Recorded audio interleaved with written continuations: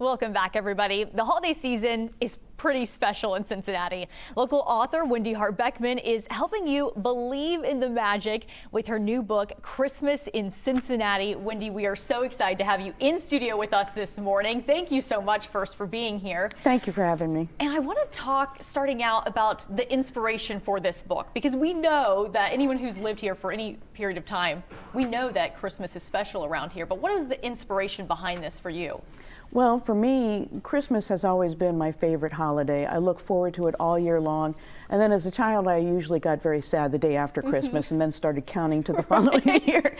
And Cincinnati having a long German tradition also, there are a lot of German Christmas traditions that we have here in the city. There are, first I have to say we are kindred spirits with that, because I decorate right after Halloween. I also get sad on the 26th. There are some traditions that people just come to expect. They are on the family calendar year after year. Some classic ones, and you explore some of those and dive into the history of those in your book. Oh yeah, in fact I learned some things since I didn't grow up in Cincinnati. One of the things that I learned about is St. Nick Day, which is a huge deal in Cincinnati evidently. Our poor oldest son went to kindergarten, came home very sad on St. Nick Day, and he said that Santa Claus had forgotten him.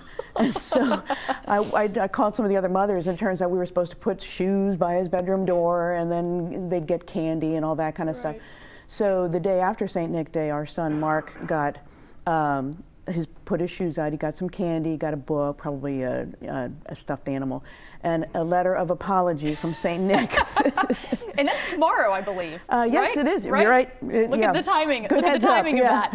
Well, and you know, I also am not from Cincinnati, so when you move here, you quickly understand some of these traditions that everyone loves. What are some other traditions that you either got to explore first from living here, but then that were really fun to learn the backstory of as you dove in to write about them in this book? Oh yeah, well, one of the traditions in Cincinnati is the Boar's Head and Yule Log Festival at the cathedral, and the Christ Church Cathedral, and that is a huge deal every year, and it's to celebrate this thing that began in Old England, and they slayed a boar and all this. So I had never been to a city where they had such a celebration, and I had never been until this year because the tickets go so fast. So this year, I have hope that I'll be there. Well, and that's, even if you've lived here for some time, there are still so many things that people might not be familiar with, or they might not have heard about before, and there's always something new to discover, which is one of the things that's so great about Cincinnati. Last question for you, Wendy. What do you hope readers take away from this book as they are diving in?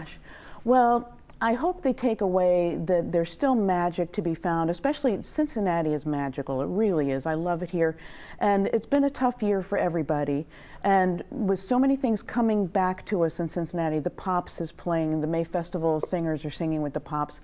And you can go see the Nutcracker in person now. So a lot of our traditions now that we in the modern age have really loved are coming back. And so I think it will be rejuvenating for everybody. Man, and we really appreciate those traditions, and we appreciate you this morning. Wendy, thank you so much for being here, and we will have all the information about exactly how you can find Wendy's book, how you can buy it. We'll have that for you on local12.com. Thank you, Wendy. Thank you very much.